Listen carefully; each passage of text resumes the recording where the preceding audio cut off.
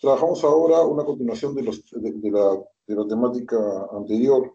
La sinonimia contextual es un fenómeno lingüístico que ocurre cuando dos o más palabras adquieren significados equivalentes o intercambiables dentro de un marco textual específico, aunque en otros contextos pueden tener usos o connotaciones diferentes. A diferencia de la sinonimia absoluta, que es rara en el lenguaje, la sinonimia contextual depende de la red de relaciones semánticas y pragmáticas establecidas en el discurso. Así, el valor sinonímico no es inherente a las palabras, sino que se constituye o construye en función a la intención comunicativa, el registro y la coherencia del texto. ¿Sí? El fin del imperio incaico era ineluctable, dice aquí esta oración. La palabra fin puede ser reemplazada por ruina o decadencia, ¿sí? Sin alterar el sentido del enunciado, ya que el contexto histórico y el adjetivo ineluctable orientan la interpretación hacia una connotación negativa y terminal. Fuera de este contexto, fin podría ser sinónimo de objetivo o meta, pero el marco oracional restringe sus posibles sustitutos. Este tipo, cuando dicen marco oracional se refiere al contexto de la oración, ¿sí? Este tipo de sinonimia es fundamental para la cohesión textual, pues permite enriquecer el discurso, evitando repeticiones innecesarias y matizando significados según las necesidades expresivas. Disculpen que les pregunte yo, no vaya a sonar demasiado distraído. Estamos con ustedes porque ya han llevado la recuperación en esta semana, ¿verdad? Tenemos que comenzar semana 7, no me vaya a haber confundido. ¿Estamos así? Sí, Bien. profesor. Perfecto. Si tuve uno de esos, lo que pasa es que como todavía con los chicos del jueves, yo tengo una clase el jueves, con los chicos del jueves estoy en semana 6, o sea, esta semana es semana 6, entonces tuve uno de esos momentos de qué estará pasando, ¿sí? Bien, continuamos entonces con un pequeño texto chico, pero interesante. La decadencia de la civilización maya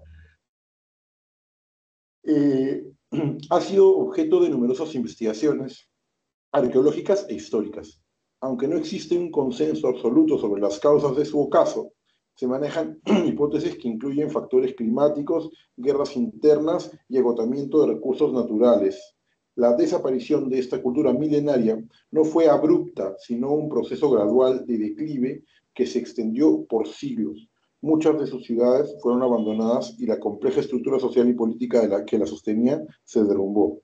Este colapso no significó la extinción total del pueblo maya, pero sí implicó la pérdida de conocimientos tradicionales, perdón, conocimientos, tradiciones y un poder regional que nunca volverá a recuperarse. El estudio de su fracaso como civilización ofrece lecciones valiosas sobre la fragilidad de las sociedades humanas frente a cambios ambientales y crisis internas.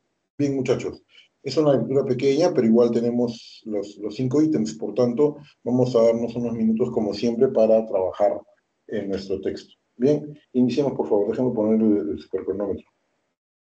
Vamos a ver. Bien, iniciemos, por favor.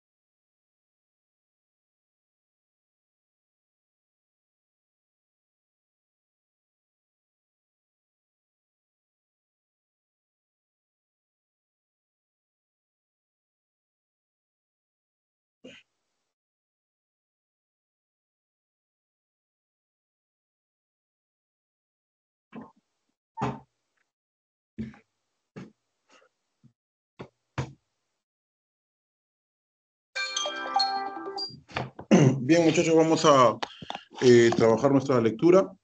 Uy, perdón, se me mandó. ¿Cuál es el tema central del texto, muchachos? La respuesta es la letra B, ¿no? Las posibles causas y el proceso de decadencia de la cultura maya. Permítanme. ¿Empezamos? 10. 2. En el texto, ¿qué términos podrían reemplazar, o qué término podría reemplazar a ocaso sin alterar el sentido? ¿Sí? La respuesta es B, decadencia, ¿no?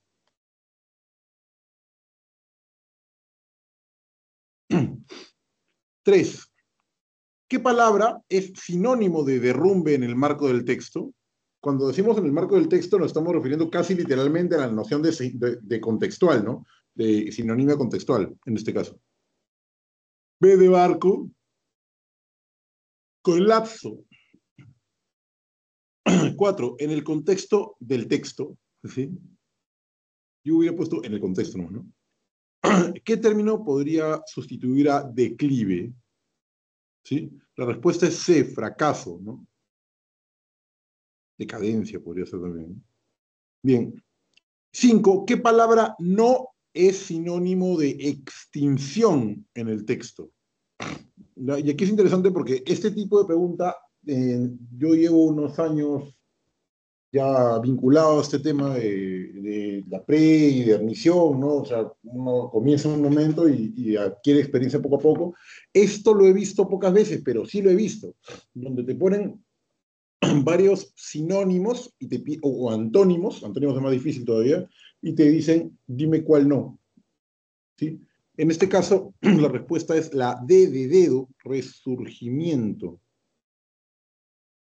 Extinción puede ser ocaso, desaparición, colapso, fin, eso lo vimos arriba, y claramente es resurgimiento el término, ¿no? El término que estamos buscando. Bien, ¿preguntas? ¿Alguno tiene alguna pregunta para poder abordarla? El lado puede ser también decaimiento o por qué decadencia. Veamos. El término, perdón, el texto, ¿qué término podría reemplazar ocaso? Ya, porque decaimiento es más bien un tema de estado de salud, ¿no?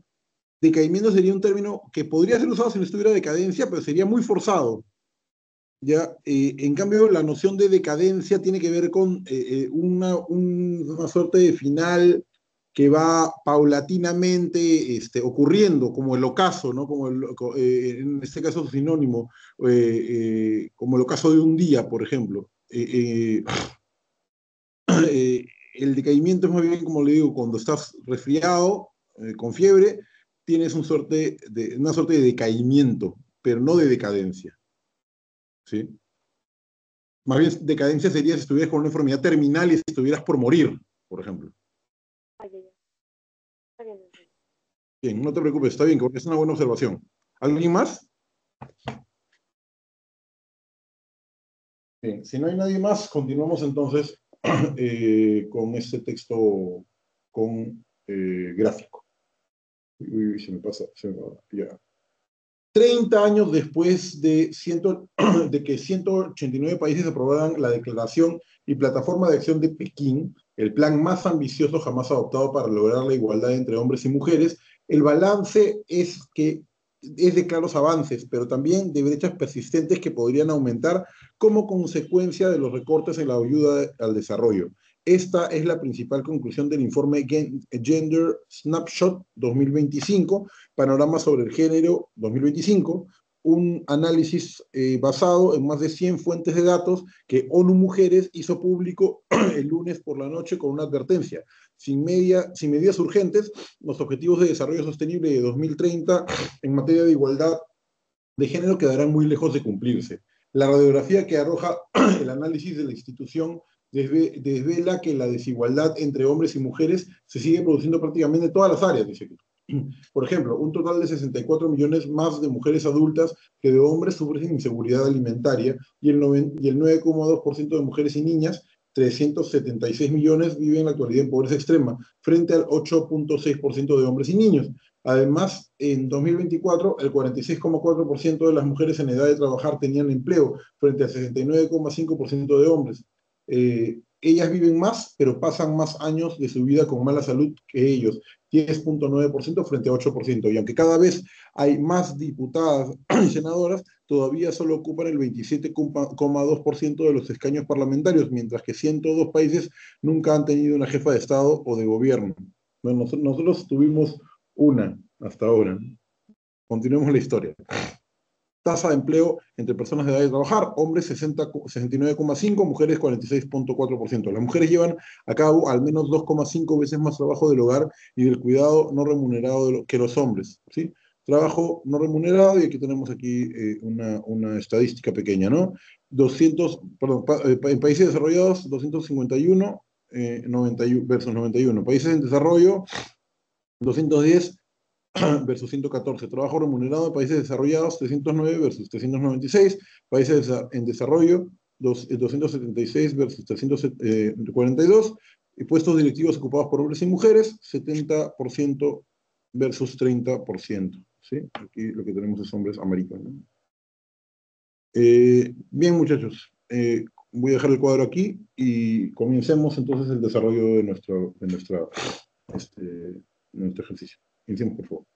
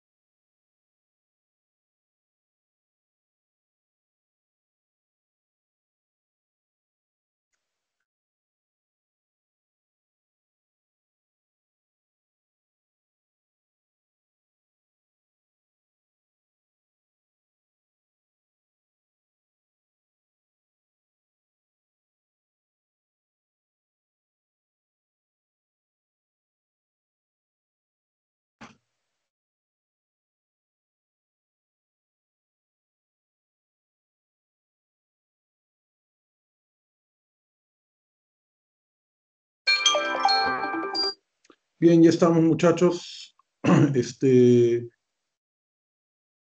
estamos, vamos a trabajar este ejercicio, ¿ok? ¿Cuál es la principal advertencia del informe Gender Snapshot 2025 presentado por ONU Mujeres? ¿Sí? Tenemos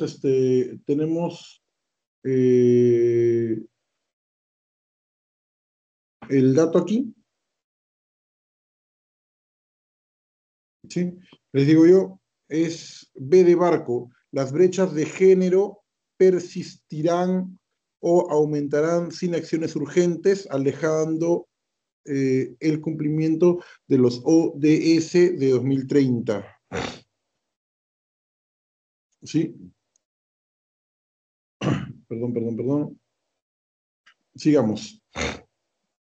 A partir de la información textual y gráfica, ¿qué se puede concluir sobre la relación entre el trabajo remunerado y no remunerado por género en países en desarrollo? ¿Sí?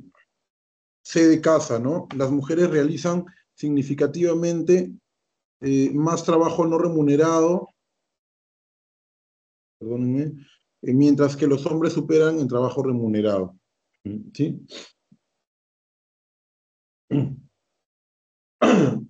Sigamos. 3. Es incompatible con la información del texto y el gráfico afirmar que C de casa, la representación política de las mujeres supera, perdónenme, está, el 50% en la mayoría de los parlamentos. Y eso es, bueno, no hay pues una gran representación femenina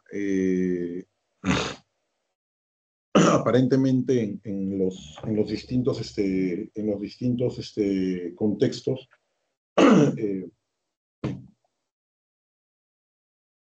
En los distintos contextos políticos, ¿no? A partir de los datos sobre trabajo y remunerado y no remunerado en el gráfico, se puede inferir que B de barco, ¿no? La carga total de trabajo, perdóname aquí, quiero coger esto ya.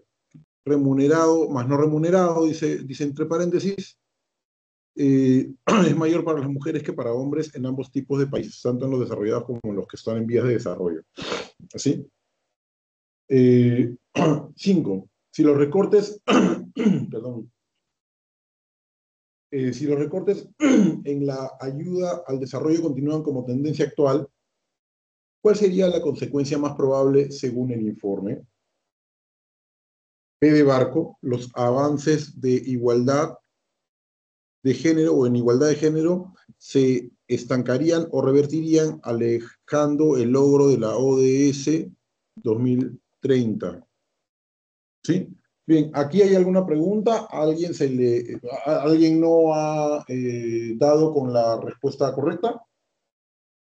Profesor, en la 4, ¿por qué no sería la C? Permíteme. A partir de los datos sobre el trabajo remunerado y no remunerado, en el gráfico se puede inferir que la respuesta correcta, volvemos, inferir que la carga de trabajo remunerado más no remunerado es mayor para las mujeres que para los hombres en ambos tipos de países. La C dice, los hombres en países desarrollados realizan más trabajo no remunerado que las mujeres en países en desarrollo. ¿Ya? La C me estás diciendo, esa que acabo de leer, ¿cierto? Sí, Hola. profesor. Sí, ya. Como verás, hay aquí un detalle. Los hombres en países desarrollados realizan más trabajo remunerado que las mujeres en países de desarrollo. Vamos al punto. Países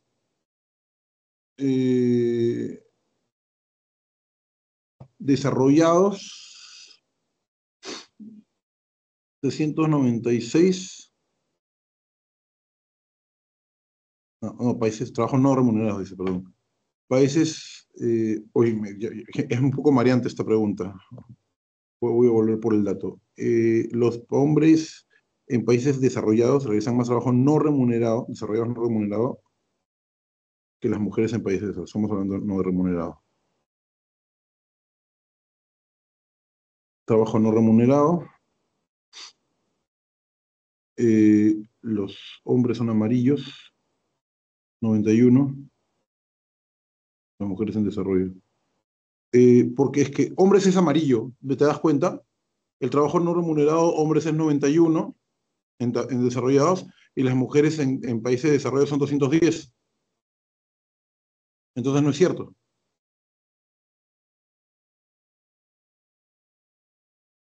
¿Lo puedes ver en el cuadro?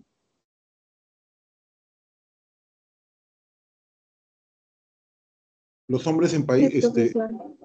claro, o sea, acá mirando el cuadro, los hombres en países desarrollados, son 91, realizan más trabajo no remunerado que las mujeres en países de desarrollo, que es 210, y eso no es cierto, pues, porque el cuadro dice lo contrario. ¿Te das cuenta? Sí, profesor, ya me di cuenta. ¿Y podría explicar por qué la B junto con el cuadro? A ver, ya. La carga total de trabajo no remunerado es en ambos tipos de países. A ver, dame un segundo que lo que voy a hacer es abrir el cuadro en otro dispositivo, porque en verdad es bien pesado estar yendo de arriba y para abajo cuando deje consultar. Dame un segundito, por favor. A ver. A ver. Porque si no, no voy a poder. La semana 7.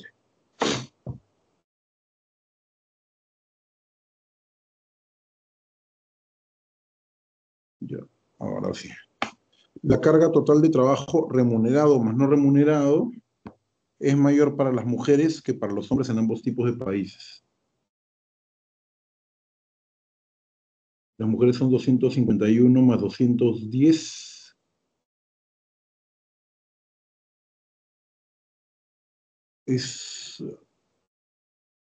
A ver, si tenemos a las mujeres en el morado, ¿ok?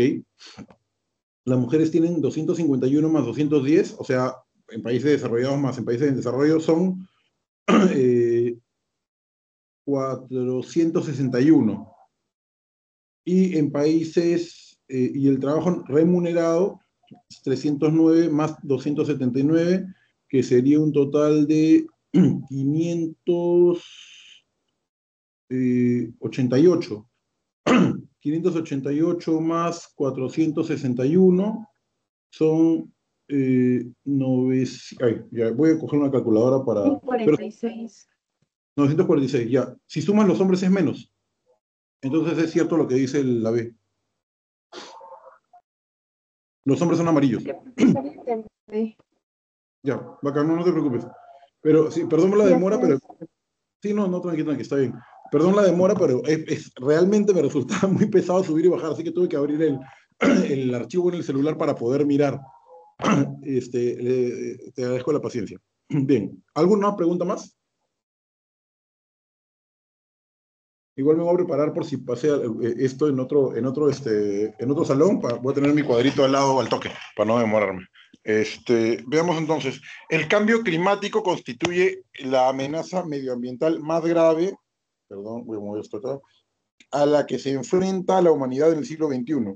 Sus efectos, lejos de ser una proyección futura, son ya palpables en todos los rincones del planeta, desde el aumento global de las temperaturas y el derretimiento acelerado de los casquetes polares hasta la mayor frecuencia e intensidad de eventos climáticos extremos como huracanes, sequías e inundaciones. Frente a esta realidad abrumadora, resulta desconcertante la persistente negación o minimización del problema por parte de ciertos sectores políticos y económicos cuyos intereses a menudo chocan con las medidas necesarias para frenarlo. ¿Sí? La comunidad científica es clara.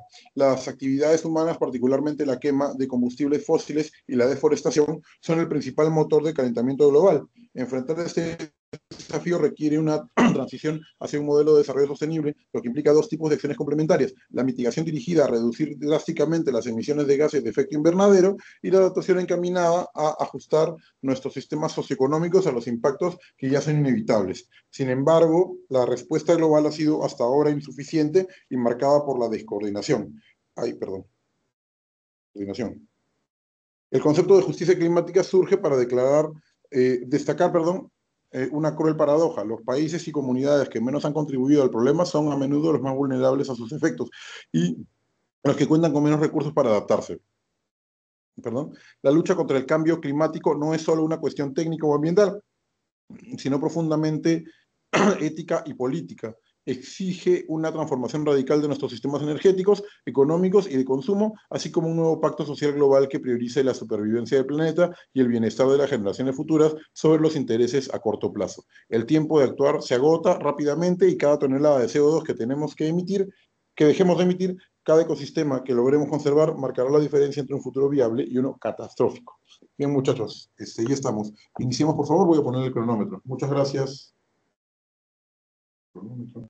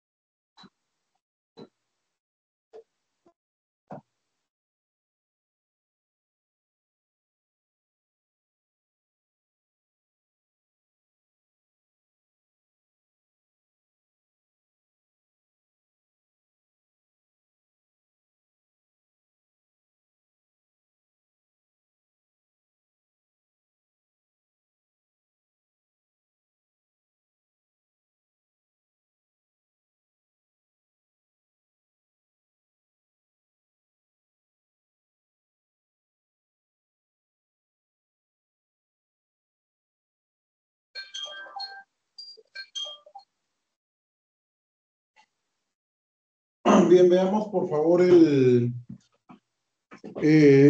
las preguntas de este ejercicio. ¿Cuál es la postura central del texto respecto al cambio climático, muchachos? Dice aquí, B de barco representa un desafío complejo que demanda acciones urgentes y coordinadas a nivel global. Es decir, todo el mundo debe trabajar para reducir el efecto del cambio climático. O las causas, en este caso, perdón.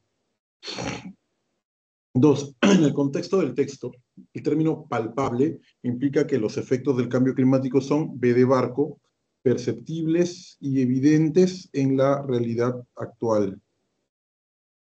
Todo lo que pasa por el cambio climático es algo que podemos ver evidentemente, ¿no? No está ahí por nada.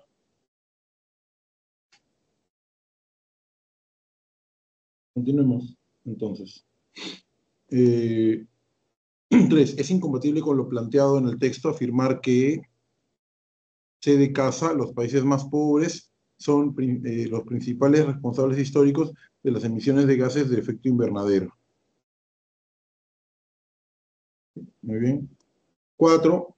A partir del texto se puede inferir que la insuficiente respuesta global, o sea, al cambio climático, se debe principalmente a B de barco, priorizar de intereses económicos y políticos, la priorización de intereses económicos y políticos a corto plazo.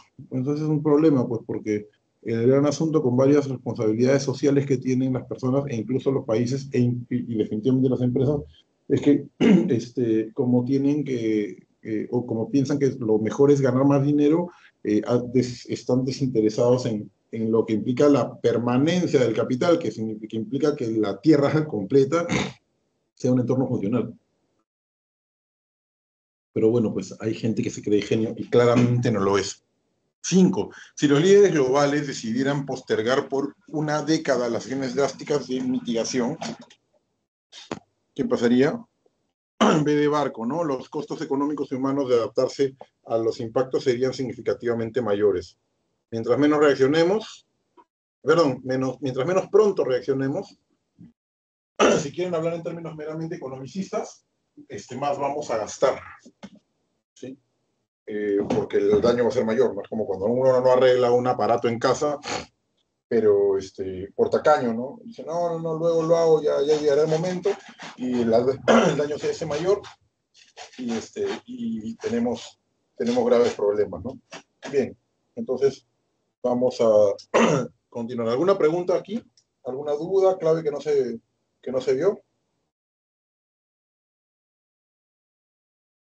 Todo bien. Todo claro, profesor. Muchachos, vamos a ver. Segundo, para seguir leyendo. A ver. Texto 1, de sección B. No es difícil encontrar drogas y a veces puede parecer como si todo el mundo las fabricara o quisiera que las probaras, pero como ocurre con todo lo que parece demasiado bueno para ser verdad, hay desventajas y peligros asociados al consumo de drogas, claramente, ¿no? Las drogas son sustancias químicas que modifican el funcionamiento de nuestro cuerpo. Algunas son medicamentos que ayudan a la gente cuando los médicos se los recetan, pero muchas de ellas carecen de utilidad médica. Cuando se toman, generalmente tragándolas, inhalándolas, inyectándolas, las drogas se encuentran en la forma de llegar al torrente sanguíneo. Desde ahí llegan al cerebro y otras partes del cuerpo. En el cerebro, las drogas pueden intensificar o bien adormecer los sentidos, modificar el nivel de alerta de la persona y a veces reducir el dolor físico. Ese es un poquito el problema, pues. Legales o ilegales, las drogas tienen efectos que causan un placer, ¿no? O un alivio. Y eso puede ser el principio de la generación de la adicción. Por la forma en que las drogas actúan en el cerebro, repercuten negativamente en la capacidad de tomar decisiones acertadas y de hacer elecciones saludables. Hasta beber alcohol hace que la gente se implique en situaciones peligrosas, como conducir bajo sus efectos o mantener relaciones sexuales sin protección. Aunque las drogas pueden hacerte sentir bien al principio, te pueden provocar daños importantes en el cuerpo y en el cerebro. Beber alcohol, fumar o mascar tabaco, consumir drogas ilegales y hasta snifar pegamento, creo que hablan de inhalar, ¿no? Son actividades que dañan el cuerpo humano. Bien, por favor, no solamente léanlo, sino tómenselo muy claro. Ustedes son muy jóvenes y pues tienen que saber esto bien, ¿sí? Inicien, por favor.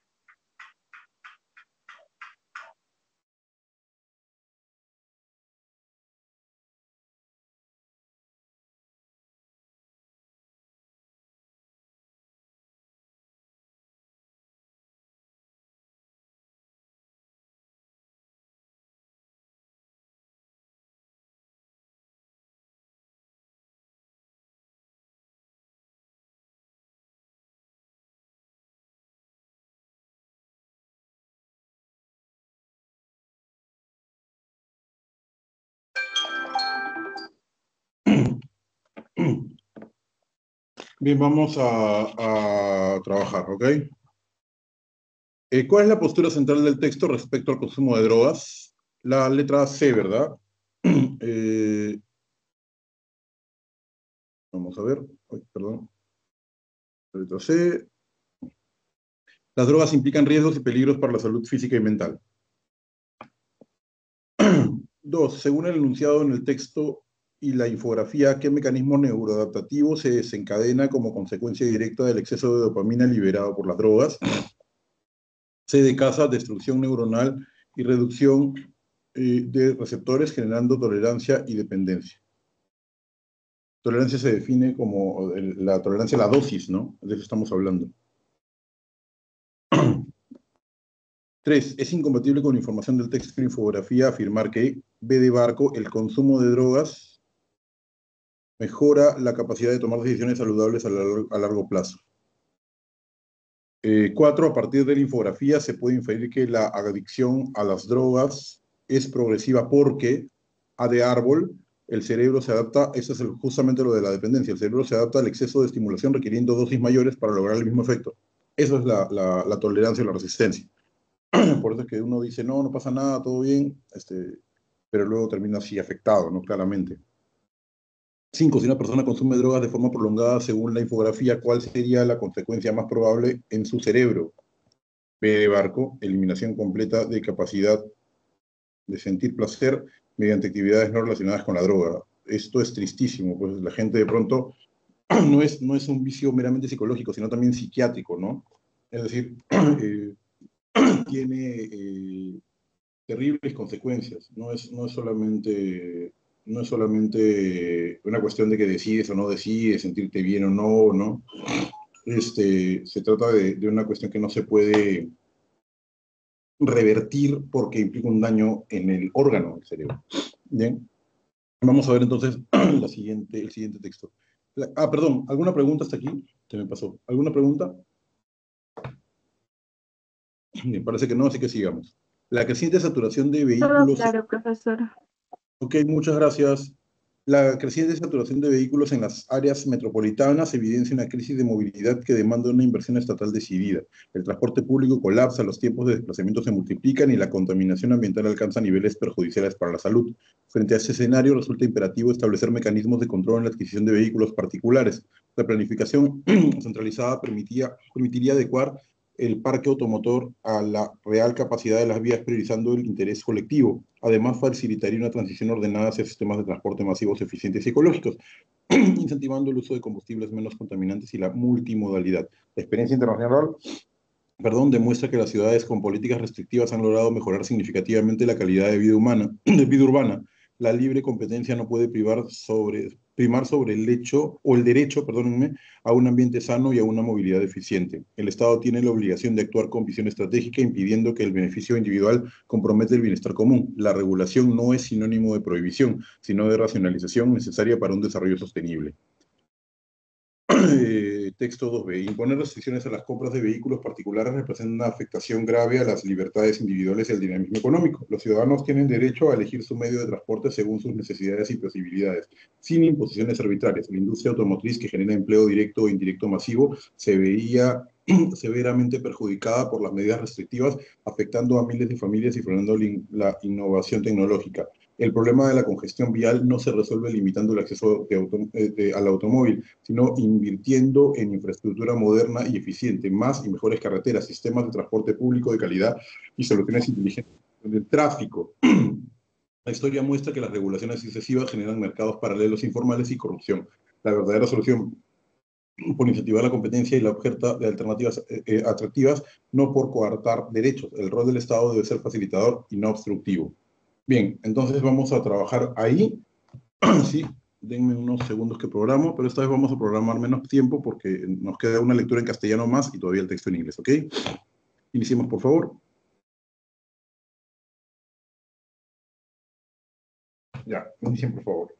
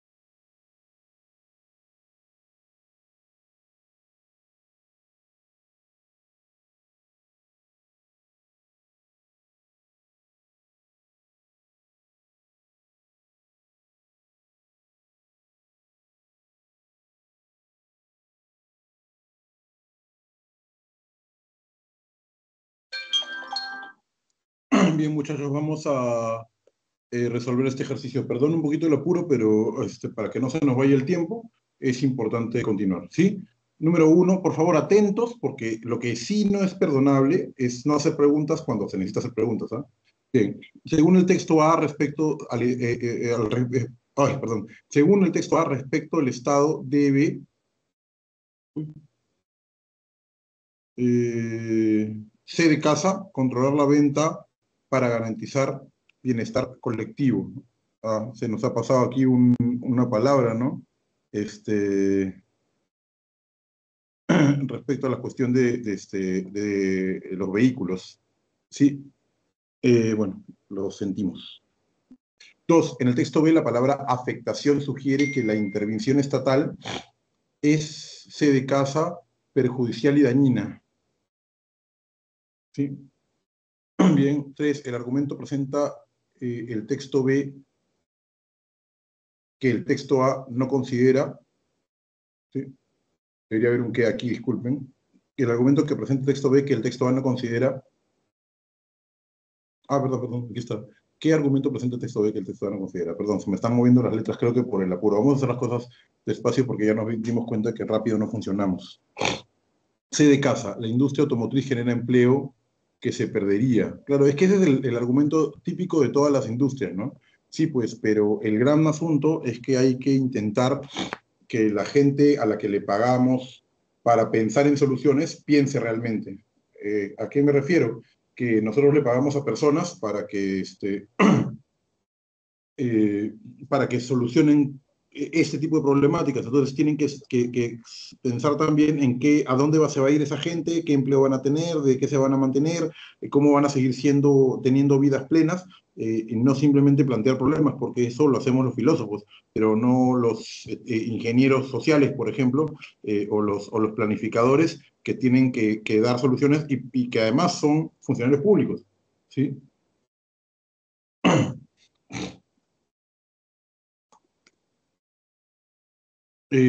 Cuatro, del texto A se infiere que sin control estatal, B de barco, el caos vehicular y la contaminación empeorarían.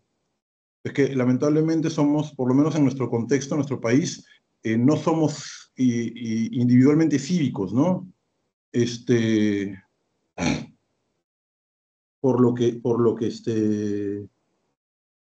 O el Estado nos obliga a hacer cosas o estamos siempre buscando por dónde hacer la trampa, que es un poquito la forma en la que eh, nos movemos en la vida.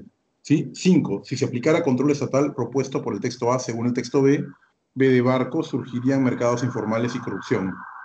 Bien, hasta aquí, muchachos, ¿hay alguna pregunta sobre este texto?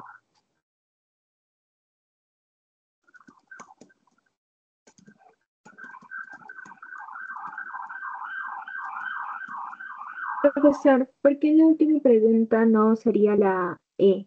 Si se aplicara el control estatal propuesto por el texto A según el texto B, aumentaría el empleo del sector automotriz. Es que mira lo que dice el texto B, vamos a ver al texto B, ¿ok? A ver, texto B. Imponer restricciones a la compra de vehículos particulares representa una afectación grave a las libertades individuales y el dinamismo económico. Ese es un argumento. Los ciudadanos tienen derecho a elegir su medio de transporte según sus necesidades y posibilidades sin imposiciones arbitrarias. La industria automotriz genera empleo directo e indirecto masivo que se vería perjudicada. Ese es el argumento del empleo. Afecta a miles de familias, esperando a la innovación tecnológica, etc. El texto, en la pregunta, vamos al punto de si se aplicara el control estatal propuesto en A, ¿sí? Eh, ¿Cómo deduces del control estatal el aumento de los empleos? El control estatal, en teoría, reduce la problemática automotriz, pero no habla, no tendría que tener una relación con el aumento de empleo. No, dije la E. No se Ah, resolverían los problemas de congestión. Y en la parte de la lectura, hay una parte en la que dice el problema de la congestión vial no se vuelve limitando, no se resuelve limitando el acceso al automóvil. Y por eso yo marqué la E. claro, si se aplicara el control estatal, no se resolvería. Para que la respuesta sea la E, acostúmbrense a las estructuras, tendría que decir algo así como, de todos modos no se resolverían los problemas de congestión vehicular. ¿Sí? Es decir, habría que hacer una aseguración, una aseveración, ¿cómo decirlo?, mucho más concreta, mucho más directa. Ese es el tipo de respuestas que se esperan en este caso, porque si bien dice que tal cosa no resuelve tal otra, siempre cabe una posibilidad de que así sea, porque claro, no lo resuelve en la teoría, pero en la práctica es posible. ¿Me entienden? Sí, profesor, gracias. Entonces, claro, eso es por una cuestión de concretud. Bien, vamos a leer rápidamente el texto 3 que me parece que es largo no es, pero tampoco es chiquito. Vamos a ver. La democracia peruana se ha caracterizado por su volatilidad institucional y una constante inestabilidad política que ha impedido la consolidación de un proyecto nacional a largo plazo. Esta fragilidad se manifiesta en la frecuente rotación de gobiernos. Bueno, pues estos son los últimos 10 años, ¿no? La desconfianza ciudadana hacia instituciones y la perpetuación de prácticas corruptas que minan la legitimidad del sistema. La ciudadanía peruana, no obstante, ha demostrado una notable resiliencia cívica, ejerciendo una vigilancia activa a través de movilizaciones sociales y demandas concretas de transparencia y responsabilidad.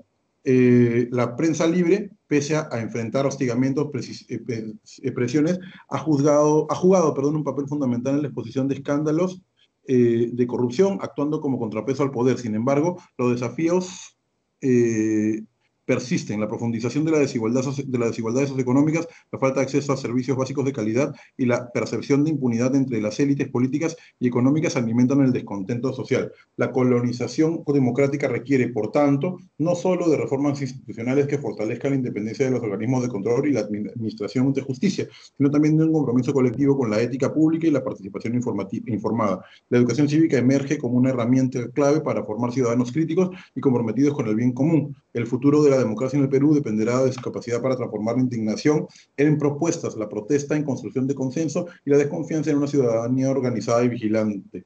Que eso es muy importante, porque si no hay compromiso cívico no hay cambio. Solo mediante la profundización de los valores democráticos y el fortalecimiento de las instituciones será posible edificar el sistema político estable, inclusivo y legítimo que responda a las aspiraciones de toda la población. Bien,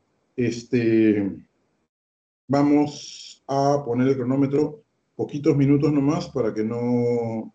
Toma 3 minutos para poder resolver y luego dar las claves del texto en inglés, ¿ok? Si no terminan de resolver, pues no hay problema porque les doy las claves y luego podemos hacer preguntas.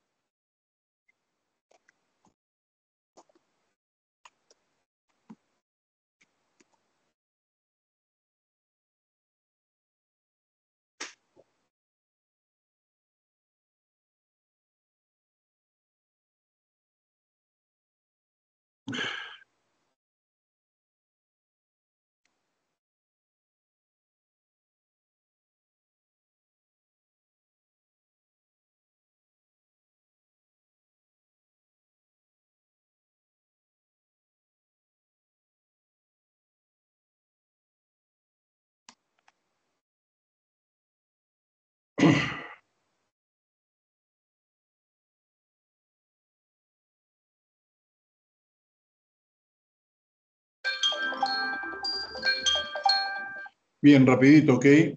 ¿Cuál es la postura central del texto respecto a la democracia peruana? Bueno, todas las posturas acerca de la democracia peruana son malas, ¿no?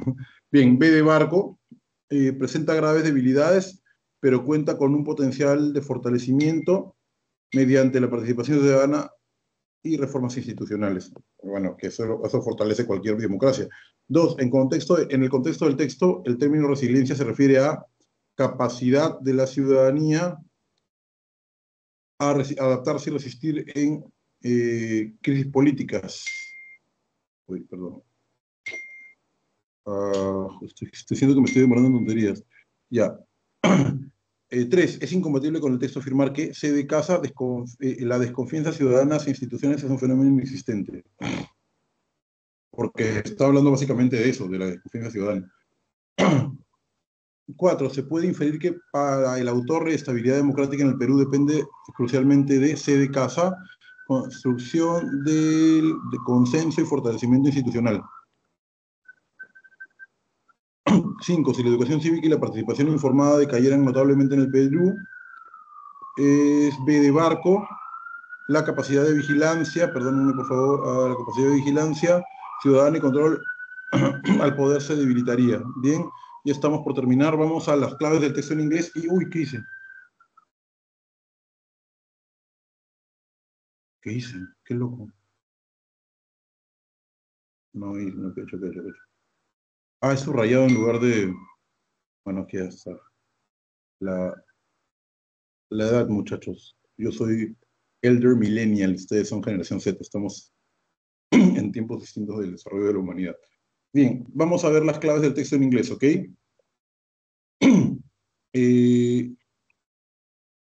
What is the main purpose of the text? B de Barco, to explain the challenges and benefits of transitioning to renewable energy. Energía renovable, ¿no?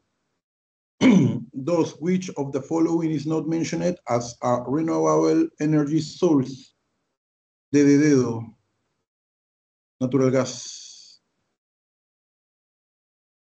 3. What does the word intermittent imply about solar and wind energy? B de Barco. They depend on weather conditions and are not constant. 4. How do countries like Ireland and Costa Rica contribute to the text argument? B de Barco. They show that renewable energy can fuel power nations. Y finalmente, la 5, what is suggested as a way for individuals to support renewable energy, C de casa, adopting energy efficient practices and supporting clean energy initiatives.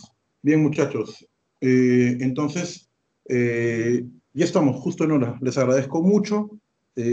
Bueno, cuídense, estudien un montón, sigan porque todavía falta mucho tiempo para terminar, pero ya hemos comenzado el camino real con el examen primero. Que les vaya muy bien. Hasta luego, muchachos. Chao, chao. Cuídense. Chao, cuídense. Chao, cuídense. Gracias.